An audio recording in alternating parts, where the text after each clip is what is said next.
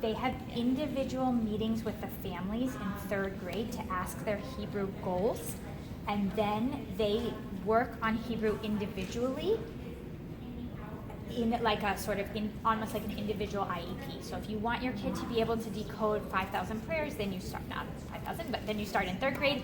And if a more modified program is right for your kid, then you start in sixth grade and you pay based on what you want. She has a very transient community, so that also helps because as people are coming in, they're having those individual Hebrew meetings.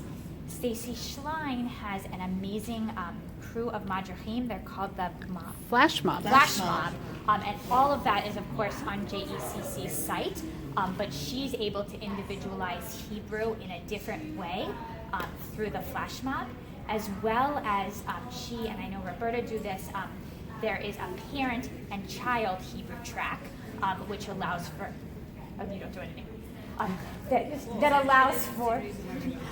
allows for individualization because your parent is working with you.